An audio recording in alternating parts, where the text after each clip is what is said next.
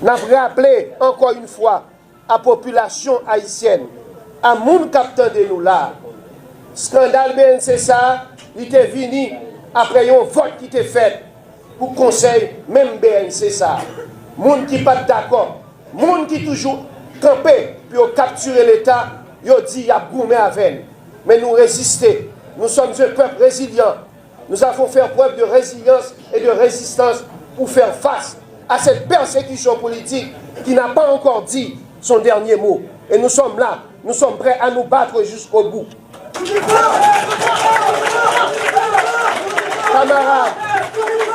Camarades, chers amis, chers compagnons de lutte, nos objectifs sont clairs au niveau du CPT. C'est lutter contre l'insécurité, organiser le référendum constitutionnel et des élections crédibles. Nous nous battons sans relâche contre l'insécurité, ce fléau qui frappe nos populations innocentes et divise notre nation. Nous avons vu aujourd'hui, à l'heure où je vous parle, au niveau du CPT, le président Leslie Voltaire, coordonnateur du Conseil présidentiel de transition, en compagnie de plusieurs ministres, sont actuellement présents en Colombie. Bon, c'est demain, en Colombie, pour organiser un conseil binational de ministres. Tout ceci, c'est dans le cadre de notre engagement pour lutter contre cette insécurité et cette misère, cette précarité qui s'abat sur le sol haïtien. Je ne dis pas, tout pays a senti qui Jean, PNH là, FADH là, à bataille. Il a fait ça au capable, je ne dis pas. Dans la Tibonite, ici, puis on croit ensemble avec force MMSS là, contre l'insécurité.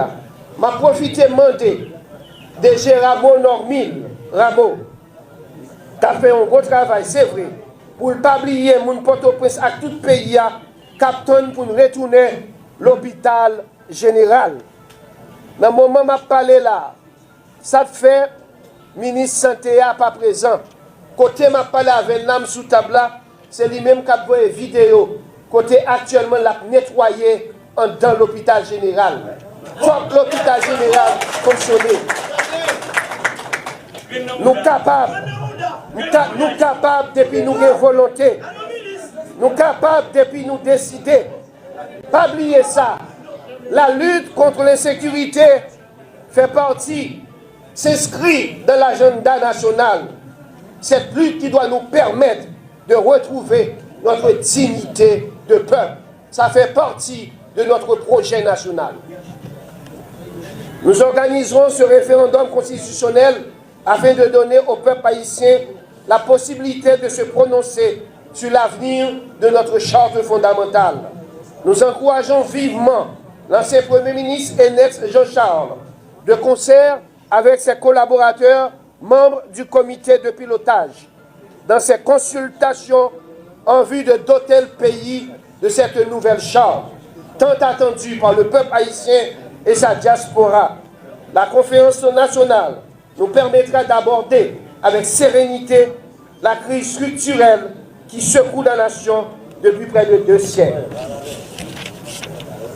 Et nous verrons à ce que des élections libres et transparentes puissent renouveler le personnel politique. C'est pour ça que nous avons demandé, même KEP, continuer sous belle lancée yoyéa. Pas de dormi, c'est travail chaque jour pour nous monter calendrier pour établir jour référendum et pour fixer date prochaine élection, l'an fin année 2025. Je profité pendant ma petite élection pour me rappeler 21 décembre. Ça nous tous sortis là, ce n'est pas au menti. Si nous arrivons à mettre tête nous ensemble, il y a saisi pour vous, ouais, qui jean 21 décembre, c'est un gros chaîne force politique que vient. Mais pour nous arriver à faire ça, nous devons faire. Pas oublier, c'est la tolérance. Il y a des gens qui ne doivent pas d'accord avec vous, mais c'est quoi la tête ensemble, la mise en commun, c'est destin qui viennent. Nous reconnaissons grand pile faille, grand pile manque, là nous sommes là. Mais en même temps, en pile là nous-mêmes, grande majorité là nous. D'être ensemble ça, si nous arrivons à faire, nous sommes capables de jouer un rôle capital important dans la prochaine élection. Ensemble, nous avons les moyens de surmonter cette crise. C'est pourquoi aujourd'hui encore, je me fais un devoir d'encourager le Conseil présidentiel de transition, dont je fais partie, à renforcer davantage sa cohésion et son harmonie. Car, unis et solidaires, nous serons plus forts que les forces du chaos et de la division. La tentation est grande de vouloir nous livrer, mes chers collègues du Conseil présidentiel de transition, la tentation est grande de vouloir nous livrer à des luttes de pouvoir improductives, voire destructrices, susceptibles de nous entraîner vers une implosion non souhaitée. Depuis pas de tête ensemble, dans la Bible dit, nous connaissons, depuis le royaume non divisé, l'a crasé. Et c'est ça qu'ils ont envie. Si on monde dans CPT, je dis, nous faisons preuve en pile d'harmonie, en pile concorde, en pile dépassement de soi. Mais il faut toujours qu'il y ait là. Sinon, l'ennemi, c'est là pour aller avec nous, pour craser nous. Rappelons-nous, aux membres du CPT, que le ministre, l'ambassadeur, secrétaire d'État, directeur général, ce ne sont que des collaborateurs du CPT. Et aussi du gouvernement. Ceci dans l'intérêt supérieur de la nation.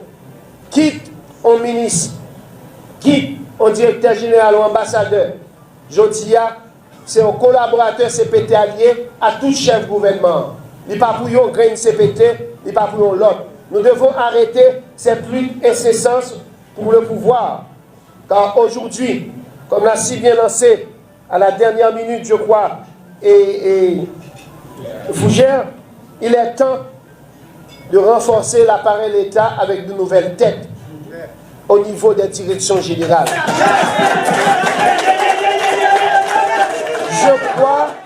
Je crois en la force de notre peuple. Nous avons prouvé à maintes reprises, lorsque nous agissons ensemble, rien ne peut nous arrêter. C'est dans cet esprit d'unité, de travail acharné et de détermination que nous avançons vers une Haïti plus forte, plus stable, plus... Madame la ministre à la condition féminine, Bédrika Saint-Jean. Madame la directrice de cabinet de la ministre à la condition féminine, Madame Marie-Denise Claude. Chers compatriotes, chers alliés de l'accord du 21 décembre, d'abord, je tiens à vous exprimer mon profond désaccord pour tout ce qui vient d'arriver à la militante, l'ancienne ministre à la condition féminine, Madame Marjorie Michel. Madame Marjorie Michel, nous devrions faire preuve de beaucoup plus de tolérance dans nos pratiques politiques en Haïti. Madame Marjorie Michel est une militante, une femme engagée. Aujourd'hui, à la tête de femmes engagées, elle fait tout ce qu'elle peut. Elle a fait tout ce qu'elle a pu. Mais vous connaissez la situation extrêmement difficile de ce pays. Peut-être qu'elle n'a pas pu satisfaire tous les besoins de nous, militants, de certains militants au niveau du 21 décembre, mais nous devrions comprendre, nous devons faire preuve de tolérance. C'est une femme qui ne mérite pas ce qui vient de se passer ici dans cette salle. Je condamne cet acte, je le dénonce et je vous prie, mes chers amis, à faire preuve, je le répète encore, de plus de tolérance. Aujourd'hui, nous célébrons le 2e anniversaire de l'accord du 21 décembre. Cet accord est né en 2022 dans un contexte de crise profonde, une période où notre pays vacillait sous le poids de la division et de l'insécurité. Pourtant, à travers le dialogue et avec détermination, nous avons réussi à rassembler plus de 300 partis politiques, organisations populaires et de la société civile autour de même objectif: sauver Haïti, plongé dans la tourmente et l'incertain à la suite de l'assassinat du président Jovenel Moïse. En ce jour qui marque le 2e anniversaire de l'accord du 21 décembre, dans un contexte émaillé de difficultés de tout ordre, le devoir sacré m'ordonne de m'adresser à vous, compagnons de lutte, animés par une foi inébranlable, la force de l'unité, source d'espérance aux confins de nos souffrances. En effet, aujourd'hui, Haïti souffre et nous souffrons énormément avec elle. Il était essentiel de conjuguer nos efforts pour combattre l'insécurité galopante, freiner la débâcle économique et en somme empêcher la désintégration de la nation haïtienne. Le chemin n'a pas été facile et les défis qui se dressaient devant nous demeuraient lourds.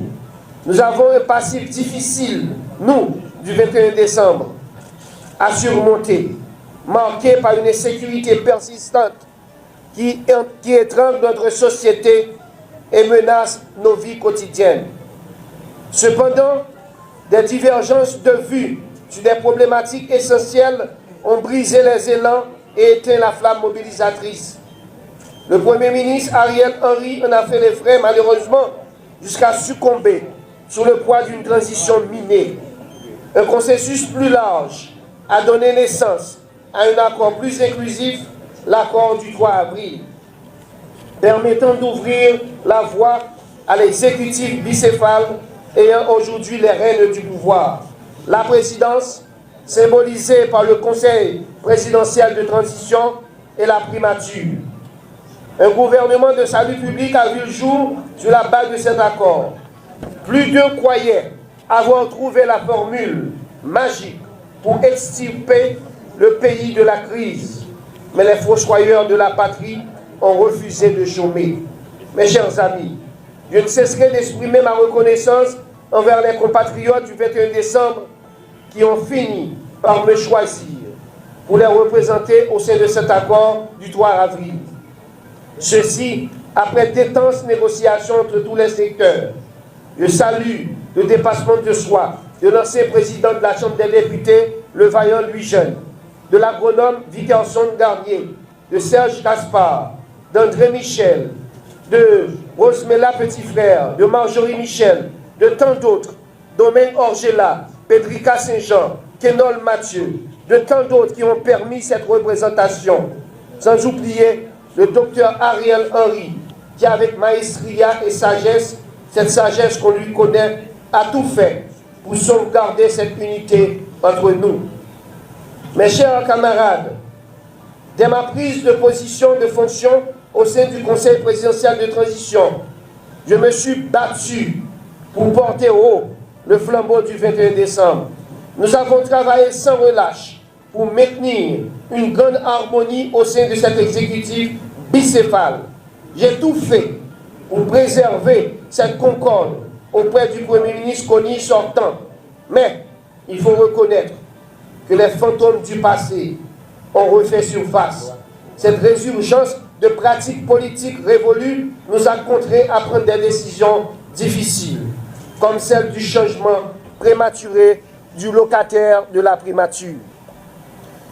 Cela ne fait que confirmer notre détermination à trouver des solutions pour le bien de la nation, dans leur objectif ô combien odieux de déstabiliser le pays. Des outils, les uns plus insolites et pernicieux que d'autres, ont été utilisés. Le faux scandale de la BNC, inventé de toutes pièces, a été orchestré pour briser les ressorts du CPT et diluer l'harmonie qui régnait au sein de l'accord du 21 décembre. Pourtant, ce n'étaient que des allégations mensongères, converties en rapport infâme, avec la complicité d'un appareil administratif et judiciaire instrumentalisé par des forces puissantes et ténébreuses issues d'horizons divers. Un rapport malhonnête qui a plus passé 17 corps en jambes avec la loi là-dedans. Un rapport qui fait pour tenter de détruire 3 membres CKPT. Côté, il a attaqué la personnalité. Côté yo sorti dans 100, dans mandé 100 millions de gouttes, puis atterri dans 4 crédits BNC. Il y a un accord qui baille tout le monde qui qualifie que ça, il y a un rapport tête en bas, qui crée plus confusion et menti.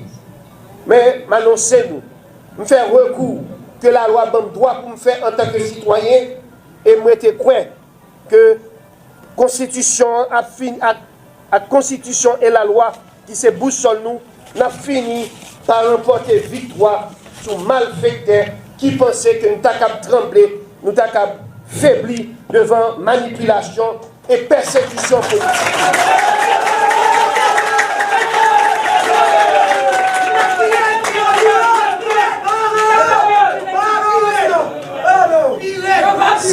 Ces machinations visant à détruire mes élans patriotiques et ma ferveur à défendre les plus faibles n'ont fait que renforcer ma conviction dans la lutte pour générer l'espoir.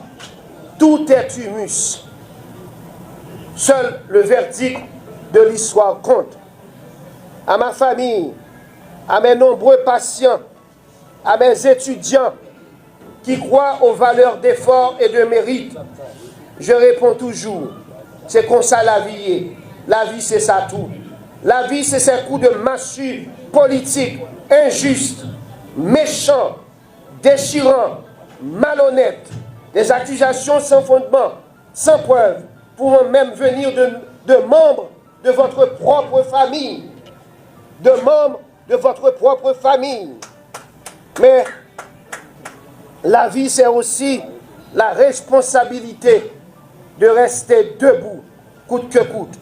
Même dans cette douleur atroce, votre médecin, votre époux, votre père, votre frère, votre oncle, votre cousin, votre ami, votre camarade de lutte restera debout, la tête entière.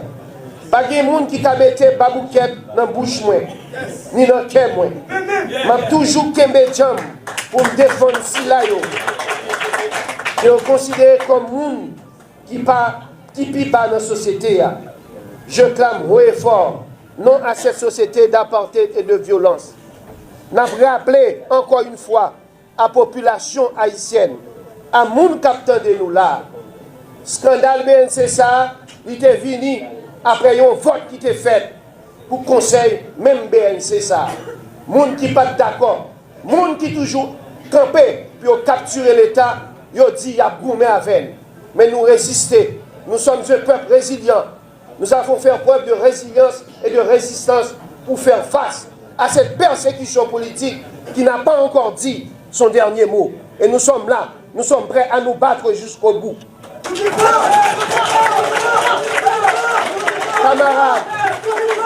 Camarades, chers amis, chers compagnons de lutte, nos objectifs sont clairs au niveau du CPT. C'est lutter contre l'insécurité, organiser le référendum constitutionnel et les élections crédibles. Nous nous battons sans relâche contre l'insécurité, ce fléau qui frappe nos populations innocentes et divise notre nation.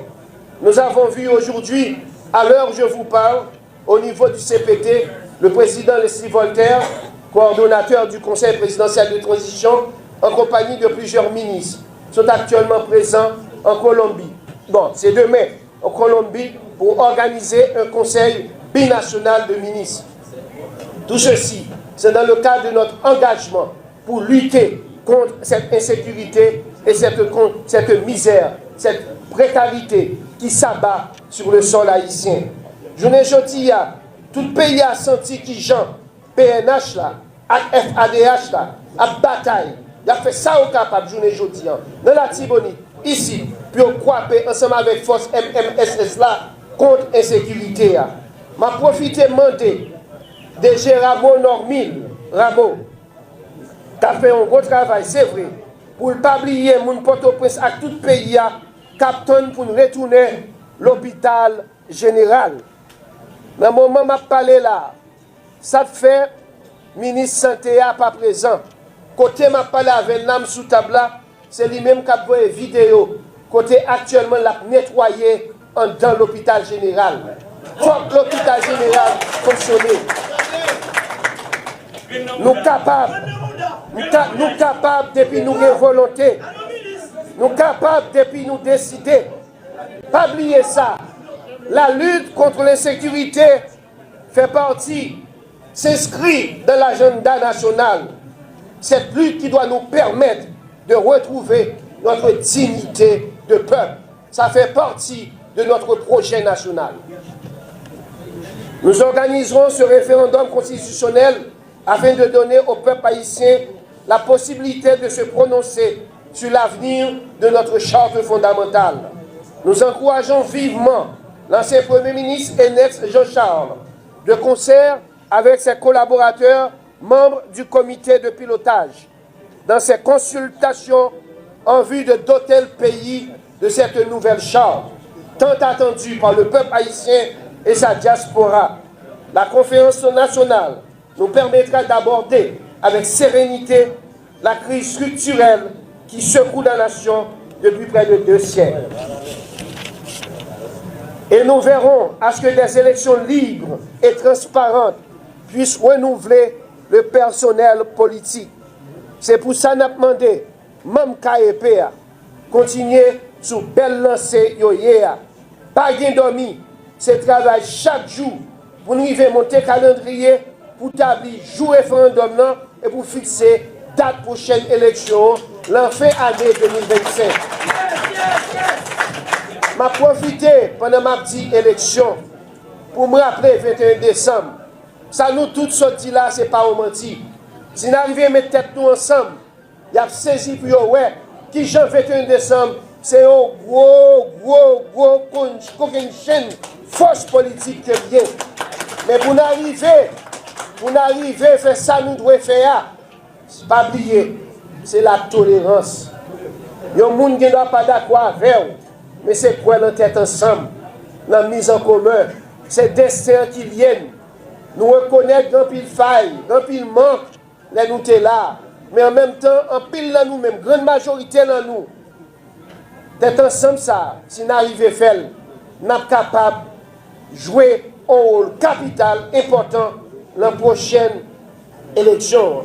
Ensemble, nous avons les moyens de surmonter cette crise. C'est pourquoi aujourd'hui encore, je me fais un devoir d'encourager le Conseil présidentiel de transition, dont je fais partie, à renforcer davantage sa cohésion et son harmonie. Car, unis et solidaires, nous serons plus forts que les forces du chaos et de la division.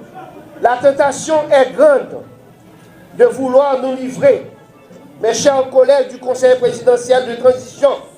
La tentation est grande de vouloir nous livrer à des luttes de pouvoir improductives, voire destructrices, susceptibles de nous entraîner vers une implosion non souhaitée.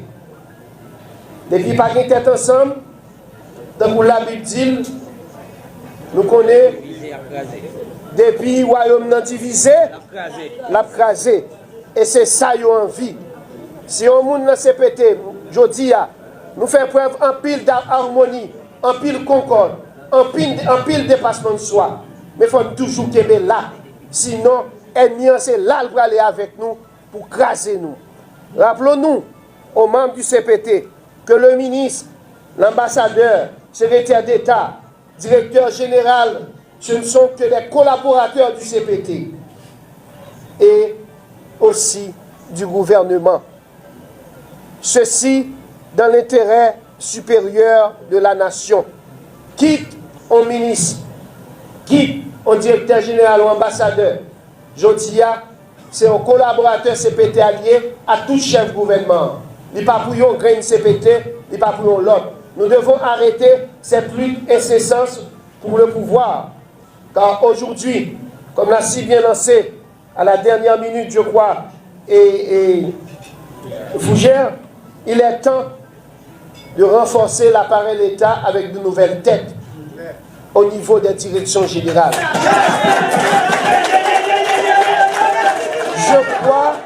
Je crois en la force de notre peuple. Nous avons prouvé à maintes reprises, lorsque nous agissons ensemble, rien ne peut nous arrêter. C'est dans cet esprit d'unité de travail acharné et de détermination que nous avançons vers une Haïti plus forte, plus stable, plus juste et plus prospère. À vous, mes compatriotes du 21 décembre, je vous souhaite un joyeux temps de fête, malgré la situation difficile que nous traversons. Merci à vous tous et que Dieu bénisse Haïti.